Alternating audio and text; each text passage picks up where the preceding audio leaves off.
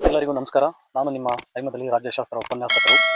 ದ್ವಿತೀಯ PUC ರಾಜ್ಯಶಾಸ್ತ್ರ ವಿಷಯಕ್ಕೆ ಸಂಬಂಧಿಸಿದಂತೆ ಚುನಾವಣೆಗಳಿಗೆ ಸಂಬಂಧಿಸಿದಂಥ ವಿಚಾರಗಳಲ್ಲಿ ರಾಜ್ಯವೇ ಚುನಾವಣಾ ವೆಚ್ಚವನ್ನು ಭರಿಸುವುದು ವಿಚಾರವನ್ನು ಇವತ್ತು ನಾವು ಮಾತಾಡ್ತಾ ಹೋಗೋಣ. ಭಾರತ ಜಗತ್ತಿನ ಅತಿ ದೊಡ್ಡ ಪ್ರಜಾಪ್ರಭುತ್ವ ರಾಷ್ಟ್ರ.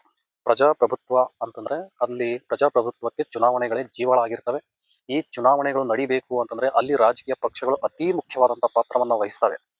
ಭಾರತದ ಚುನಾವಣಾ ವ್ಯವಸ್ಥೆಯಲ್ಲಿ ಹಣದ ಹಾವಳಿ ಬಹಳ ದೊಡ್ಡ ಮಟ್ಟಕ್ಕೆ ಇರುವಂಥದ್ದು ನಮ್ಮ ನಿಮ್ಮ ಗಮನಕ್ಕೆ ಬಂದಿರುವಂಥದ್ದು ಇದು.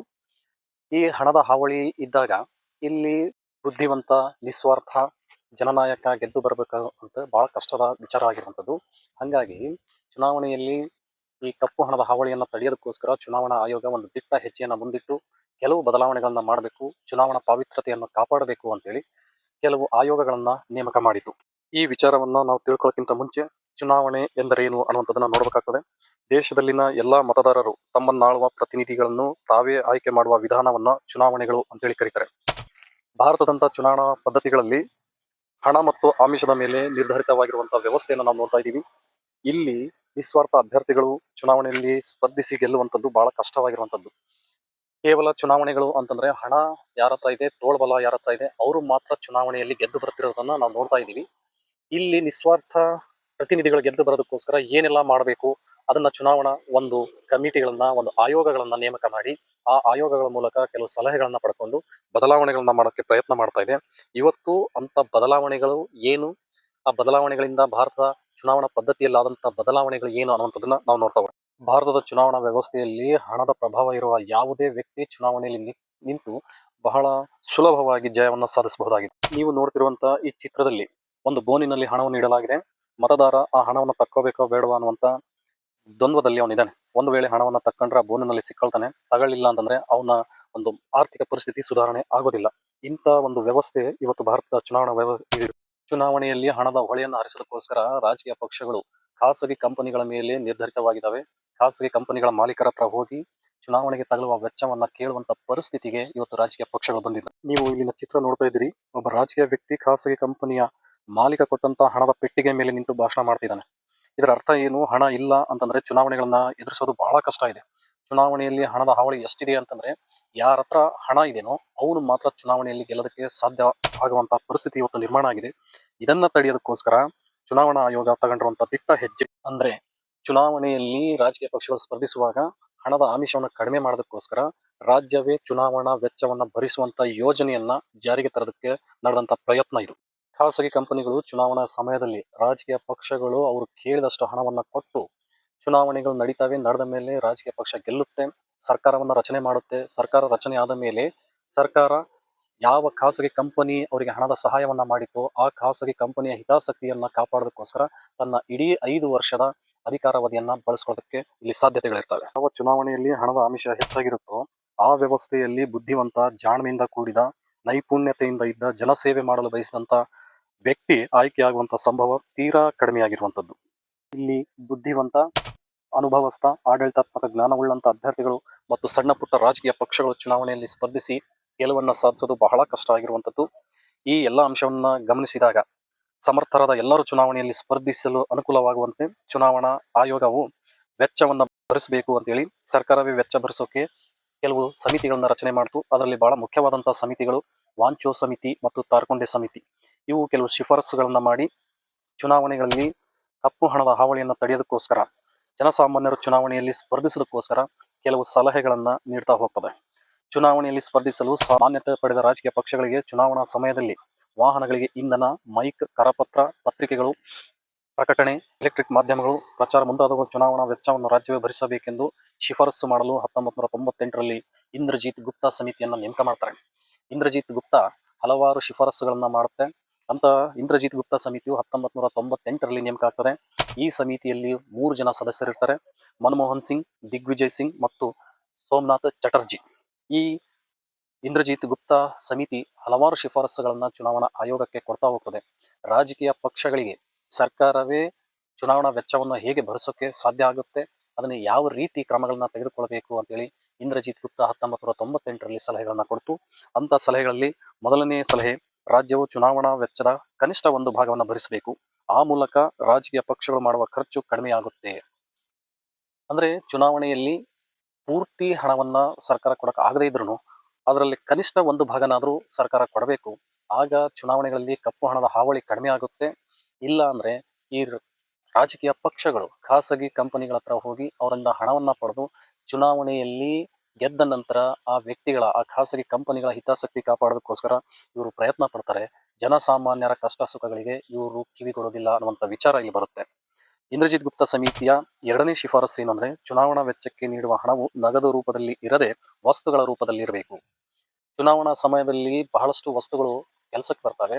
ಅಂಥದ್ರಲ್ಲಿ ಈ ವಾಹನಗಳು ಬೇಕಾಗ್ತದೆ, ಚುನಾವಣೆ ಪ್ರಚಾರಕ್ಕಾಗಿ ಮೈಕ್ಗಳು ಬೇಕಾಗ್ತವೆ, ಕರಪತ್ರಗಳು ಬೇಕಾಗ್ತವೆ, ಆಮೇಲೆ ಸೋಷಿಯಲ್ ಮೀಡಿಯಾ ಬೇಕಾಗುತ್ತೆ. ಇತ್ತೀಚಿನ ದಿನಗಳಲ್ಲಿ ಇದನ್ನೆಲ್ಲ ಖರ್ಚನ್ನ ಭರಿಸೋದಕ್ಕೆ ಹಣದ ರೂಪವನ್ನು ಕೊಡೋದ ಬದಲಾಗಿ ವಸ್ತುಗಳ ರೂಪದಲ್ಲಿ ಆ ರಾಜಕೀಯ ಪಕ್ಷಗಳಿಗೆ ಸಹಾಯ ಮಾಡಬೇಕು ಅಂತೇಳಿ ಇಂದ್ರಜಿತ್ ಗುಪ್ತಾ ಸಮಿತಿ ಶಿಫಾರಸನ್ನ ಮಾಡ್ತದೆ. ಇನ್ನು ಇಂದ್ರಜಿತ್ ಗುಪ್ತಾ ಸಮಿತಿಯ 3ನೇ ಶಿಫಾರಸು ಏನು ಅಂದ್ರೆ ಚುನಾವಣಾ ವೆಚ್ಚವನ್ನು ಭರಿಸುವುದಕ್ಕಾಗಿ ಪ್ರತ್ಯೇಕ ಚುನಾವಣಾ ನಿಧಿಯನ್ನ ಸ್ಥಾಪಿಸಬೇಕು. ಚುನಾವಣೆ ನಡೆಯೋದಕ್ಕೋಸ್ಕರ ಬಹಳಷ್ಟು ಹಣ ಖರ್ಚಾಗುತ್ತೆ. ಅದರಲ್ಲಿ ಒಂದು ಭಾಗವನ್ನ ಮಾತ್ರ ಸರ್ಕಾರ ಕೊಡಬೇಕು ಅನ್ನುವಂಥದ್ದು, ರಾಜ್ಯ ಕೊಡಬೇಕು ಅನ್ನುವಂಥದ್ದು. ಈ ಒಂದು ವ್ಯವಸ್ಥೆಗೋಸ್ಕರ ಒಂದು ಚುನಾವಣಾ ನಿಧಿ ಅಂತ ಸ್ಥಾಪನೆ ಮಾಡಬೇಕು. ಆ ಚುನಾವಣಾ ನಿಧಿಯಲ್ಲಿ ಕೇಂದ್ರ ಸರ್ಕಾರ ಪ್ರತಿ ವರ್ಷ 600 ಕೋಟಿಯನ್ನ ಜಮಾ ಮಾಡಬೇಕು. ಅದೇ ರೀತಿ ಭಾರತದಲ್ಲಿರುವಂತಹ ಅಷ್ಟೂ ರಾಜ್ಯಗಳು ಸೇರಿ ಪ್ರತಿ ವರ್ಷ 600 ಕೋಟಿಯನ್ನ ಅದರಲ್ಲಿ ಜಮಾ ಮಾಡಬೇಕು. ಆಗ ಆ ಜಮಾ ಆಗಿರುವಂತಹ ಹಣದಿಂದ ಚುನಾವಣೆಯಲ್ಲಿ ಸ್ಪರ್ಧಿಸುವ ರಾಜಕೀಯ ಪಕ್ಷಗಳಿಗೆ ಆರ್ಥಿಕ ಸಹಾಯವನ್ನ ಮಾಡಬೇಕು ಅಂತ ಇಂದ್ರಜಿತ್ ಗುಪ್ತಾ ಸಮಿತಿ ಶಿಫಾರಸನ್ನ ಮಾಡಿತು. ಇನ್ನು ಈ ಸಮಿತಿ ಮಾಡಿದಂತ 4ನೇ ಶಿಫಾರಸು ಏನಂದ್ರೆ ಚುನಾವಣಾ ಆಯೋಗದಿಂದ ಅಧಿಕೃತವಾಗಿ ಮಾನ್ಯತೆ ಪಡೆದ ರಾಜಕೀಯ ಪಕ್ಷಗಳಿಗೆ ಚುನಾವಣಾ ವೆಚ್ಚಕ್ಕಾಗಿ ಆರ್ಥಿಕ ಸಹಾಯವನ್ನು ಸರ್ಕಾರ ನೀಡಬೇಕು. ಕೇವಲ ಚುನಾವಣಾ ಆಯೋಗದಲ್ಲಿ ಯಾವ ರಾಜಕೀಯ ಪಕ್ಷ ನೋಂದಣಿಯಾಗಿರುತ್ತೋ ಅದಕ್ಕೆ ಮಾತ್ರ ಆರ್ಥಿಕ ಸಹಾಯವನ್ನ ಕೊಡಬೇಕು. ನೋಂದಣಿ ಆಗದೇ ಇರುವಂತಹ ಪಕ್ಷಗಳಿಗೆ ಆರ್ಥಿಕ ಸಹಾಯ ಕೊಡೋಂಗಿಲ್ಲ. ಎಷ್ಟೋ ಜನ ಸ್ವತಂತ್ರ ಅಭ್ಯರ್ಥಿಗಳಾಗಿ ಚುನಾವಣೆಯನ್ನ ಎದುರಿಸ್ತಿರ್ತಾರೆ. ಅಂತ ಸ್ವತಂತ್ರ ಅಭ್ಯರ್ಥಿಗಳಿಗೂ ಸಹ ಇಲ್ಲಿ ಯಾವುದೇ ರೀತಿಯ ವಸ್ತುಗಳ ರೂಪದಲ್ಲಿ ಅವರಿಗೆ ರಾಜ್ಯ ಸಹಾಯ ಮಾಡುವಂತಿಲ್ಲ ಅಂತೇಳಿ ಇಂದ್ರಜಿತ್ ಗುಪ್ತಾ ಸಮಿತಿ ಶಿಫಾರಸನ್ನು ಮಾಡಿತು. ಇನ್ನು ಇಂದ್ರಜಿತ್ ಗುಪ್ತಾ ಸಮಿತಿಯ 5ನೇ ಶಿಫಾರಸು ಏನಂದ್ರೆ ಸರ್ಕಾರದಿಂದ ಹಣಕಾಸಿನ ಸಹಾಯವನ್ನ ಪಡೆಯಬೇಕೆಂದರೆ ರಾಜಕೀಯ ಪಕ್ಷಗಳು ತಮ್ಮ ಖರ್ಚು ವೆಚ್ಚಗಳ ಬಗ್ಗೆ ಆದಾಯ ತೆರಿಗೆ ಇಲಾಖೆಗೆ ವಾರ್ಷಿಕ ಲೆಕ್ಕವನ್ನು ನೀಡಬೇಕು. ಒಂದು ವರ್ಷದಲ್ಲಿ ಒಂದು ರಾಜಕೀಯ ಪಕ್ಷ ಸರ್ಕಾರದಿಂದ ಪಡೆದಂತ ಸಹಾಯ ಎಷ್ಟು ಪಡ್ಕೊಂಡಿದೀವಿ, ಅದು ಎಷ್ಟು ಖರ್ಚು ಮಾಡಿದೀವಿ, ಯಾವ ರೂಪದಲ್ಲಿ ಖರ್ಚು ಮಾಡಿದೀವಿ, ನಮ್ಮ ರಾಜಕೀಯ ಪಕ್ಷಕ್ಕೆ ಎಲ್ಲಿಂದ ಹಣ ಬಂತು, ನಾವು ಯಾವ ರೀತಿ ಖರ್ಚು ಮಾಡಿದೀವಿ ಅನ್ನುವಂಥ ಎಲ್ಲಾ ಲೆಕ್ಕವನ್ನ ಒಂದು ವರ್ಷದ ಲೆಕ್ಕವನ್ನ ಆದಾಯ ತೆರಿಗೆ ಇಲಾಖೆಗೆ ಕೊಡಬೇಕು. ಇನ್ಕಮ್ ಟ್ಯಾಕ್ಸ್ ಡಿಪಾರ್ಟ್ಮೆಂಟ್ಗೆ ಆ ರಾಜಕೀಯ ಪಕ್ಷ ತನ್ನ ಲೆಕ್ಕವನ್ನು ಒದಗಿಸಬೇಕು ಅಂತೇಳಿ ಇಂದ್ರಜಿತ್ ಗುಪ್ತಾ ಸಮಿತಿ ಹೇಳ್ತು. ಅವರು ಕೊಟ್ಟಂತ 6ನೇ ಶಿಫಾರಸು ಏನಂದ್ರೆ ಚುನಾವಣಾ ಆಯೋಗದಿಂದ ನೋಂದಾಯಿಸಲ್ಪಟ್ಟ ಎಲ್ಲಾ ರಾಜಕೀಯ ಪಕ್ಷಗಳಿಗೆ ಸರ್ಕಾರದ ವಶದಲ್ಲಿರುವ ಆಕಾಶವಾಣಿ, ದೂರದರ್ಶನ ಮಾಧ್ಯಮಗಳಲ್ಲಿ ಚುನಾವಣಾ ಪ್ರಚಾರಕ್ಕೆ ಸಮಯ ನಿಗದಿಪಡಿಸಿ ಅವಕಾಶ ಕಲ್ಪಿಸಬೇಕು.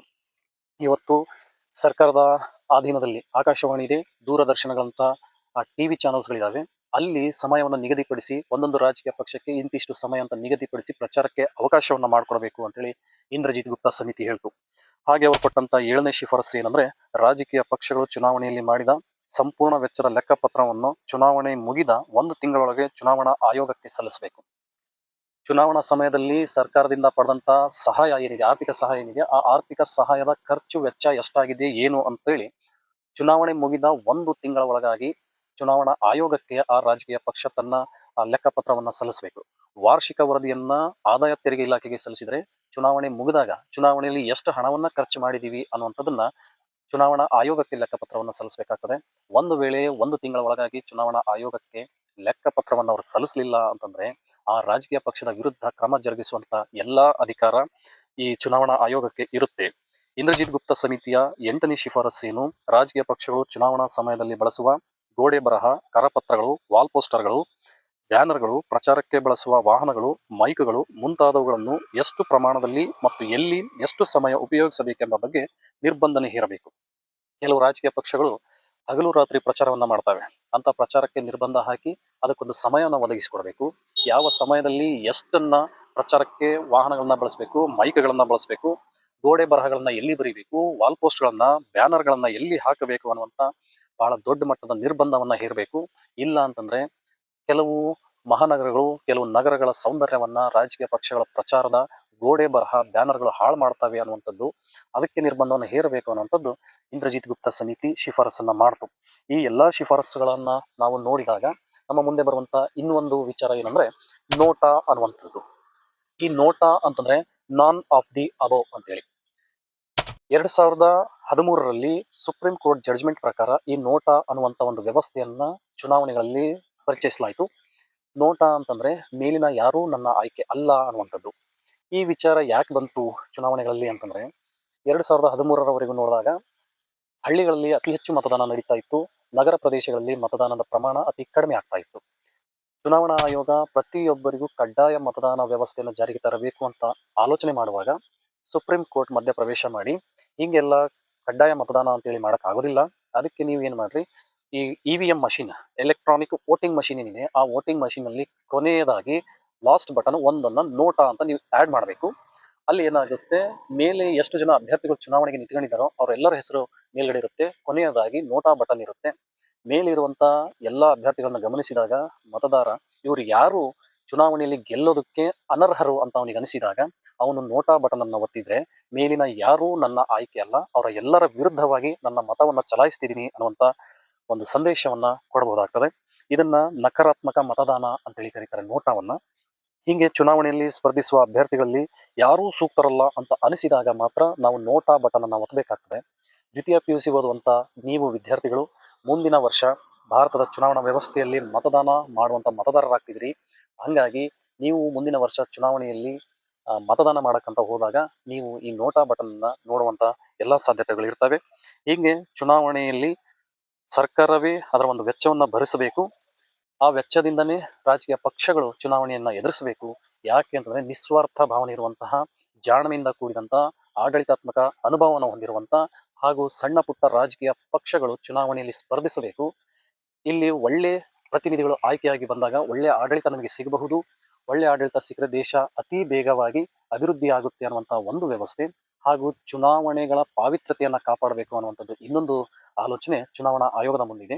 ಆದರೆ ಇಂದ್ರಜಿತ್ ಗುಪ್ತಾ ಸಮಿತಿ 1998ರಲ್ಲಿ ನೇಮಕಾಗಿ ಕೊಟ್ಟಂಥ ಶಿಫಾರಸುಗಳು ಇದುವರೆಗೂ ಜಾರಿಗೆ ಬರಲಿಲ್ಲ. ಐ ಥಿಂಕ್ ಮುಂದೆ ಇದು ಜಾರಿಗೆ ಬರೋದು ಬಹಳ ಕಷ್ಟ ಆಗಿದೆ. ಯಾಕೆ ಅಂತಂದ್ರೆ ಚುನಾವಣಾ ನಿಧಿಯನ್ನ ಸ್ಥಾಪಿಸಬೇಕು, ಕೇಂದ್ರ ಸರ್ಕಾರ 600 ಕೋಟಿ, ಎಲ್ಲ ರಾಜ್ಯ ಸರ್ಕಾರಗಳು 600 ಕೋಟಿ ಅದಕ್ಕೆ ಕೊಡಬೇಕು ಅಂತಂದ್ರೆ ಬಹಳ ಕಷ್ಟಕರವಾದಂಥ ವಿಚಾರ. ಆ ಹಣದಿಂದ ಬಹಳಷ್ಟು ಅಭಿವೃದ್ಧಿ ಕಾರ್ಯಗಳನ್ನು ಮಾಡಬಹುದು ಅನ್ನುವಂಥ ವಿಚಾರ. ಇಂದ್ರಜಿತ್ ಗುಪ್ತಾ ಸಮಿತಿ ಶಿಫಾರಸುಗಳನ್ನ ಒಪ್ಕೊಂಡ್ರೆ ಒಂದು ರೀತಿಯಾಗಿ ಒಳ್ಳೇದಾಗಬಹುದು, ಒಪ್ಕೊಳ್ಳಿಲ್ಲ ಅಂತಂದ್ರೆ ಕಪ್ಪು ಹಣದ ಹಾವಳಿ ಚುನಾವಣೆಗಳಲ್ಲಿ ಅತಿ ಹೆಚ್ಚಾಗಬಹುದು. ಈ ಎಲ್ಲದಕ್ಕೂ ಒಂದೇ ಪರಿಹಾರ ಏನು ಅಂತಂದ್ರೆ ಜಾಗೃತ ಮತದಾರ. ಪ್ರಜಾಪ್ರಭುತ್ವ ವ್ಯವಸ್ಥೆಯಲ್ಲಿ ಯಥಾ ಪ್ರಜೆ ತಥಾ ರಾಜ ಅನ್ನುವಂಥ ಸಿದ್ಧಾಂತ ಇದೆ. ಹಾಗೆ ನಾವು ಜಾಗೃತ ಮತದಾರರಾಗುವವರೆಗೆ ಈ ಚುನಾವಣಾ ವ್ಯವಸ್ಥೆಯನ್ನು ಬದಲಾಯಿಸೋಕ್ಕಾಗೋದಿಲ್ಲ. ಇವತ್ತು ಪ್ರಚಾರ ಅನ್ನುವಂಥದ್ದು ಬಹಳ ದೊಡ್ಡ ಮಟ್ಟಕ್ಕೆ ಕೆಲಸ ಮಾಡ್ತಾ ಇದೆ. ಸೋಷಿಯಲ್ ಮೀಡಿಯಾ ಇದೆ, ಸೋಷಿಯಲ್ ಮೀಡಿಯಾದಲ್ಲಿ ಪ್ರಚಾರ ಮಾಡಬೇಕು. ರಾಜಕೀಯ ಪಕ್ಷಗಳು, ರಾಜಕೀಯ ನಾಯಕರು ಅವ್ರ ತಲೆಯಲ್ಲಿರುವಂಥ ಒಂದು ಸಿದ್ಧಾಂತ ಏನಂದ್ರೆ out off site out of mind. ಎಲ್ಲಿ ನಮ್ಮನ್ನು ಜನ ನೋಡೋದನ್ನು ಕಡಿಮೆ ಮಾಡ್ತಾರೋ ಅಲ್ಲಿ ಅವರ ಮನಸ್ಸಿನಿಂದ ನಮ್ಮ ರಾಜಕೀಯ ಪಕ್ಷ ಅಥವಾ ಅಭ್ಯರ್ಥಿ ಕಳೆದು ಹೋಗ್ತಾನೆ ಅನ್ನುವಂಥ ಭಯ ಅವರಲ್ಲಿ ಕಾಡ್ತಾ ಇದೆ. ಹಾಗಾಗಿ ಈ ಪ್ರಚಾರಕ್ಕಾಗಿ ಈ ರಾಜಕೀಯ ಪಕ್ಷಗಳು ಏನೆಲ್ಲ ಮಾಡೋಕ್ಕೆ ಸಾಧ್ಯತೆ ಇದೆಯೋ ಅದನ್ನೆಲ್ಲದನ್ನು ಮಾಡ್ತಾರೆ. ಈ ಒಂದು ವಿಚಾರದಲ್ಲಿ ನಿಮಗೆ ಚುನಾವಣೆ ಅಂದ್ರೆ ಏನು ಅನ್ನುವಂಥ ಅರ್ಥ ಬರ್ತದೆ, ನೋಟಾ ಅಂದ್ರೆ ಏನು ಅನ್ನುವಂಥ ಅರ್ಥ ಬರ್ತದೆ. ಇವೆರಡು 1 ಅಂಕ 2 ಅಂಕಕ್ಕೆ ಬಂದ್ರೆ ರಾಜ್ಯವೇ ಚುನಾವಣಾ ವೆಚ್ಚವನ್ನ ಭರಿಸಬೇಕು ಅನ್ನುವಂಥ ಈ ಪೂರ್ಣ ಮಾಹಿತಿ 5 ಅಂಕಕ್ಕೆ ನಿಮಗೆ ಬರ್ತದೆ. ವಿಷಯ ಸಂಪೂರ್ಣವಾಗಿದೆ ಅಂತ ಭಾವಿಸ್ತಾ ಮುಂದಿನ ವಿಡಿಯೋದಲ್ಲಿ ಮತ್ತೊಂದು ಹೊಸ ವಿಷಯದೊಂದಿಗೆ ಭೇಟಿಯಾಗೋಣ. ಎಲ್ಲರಿಗೂ ನಮಸ್ಕಾರ.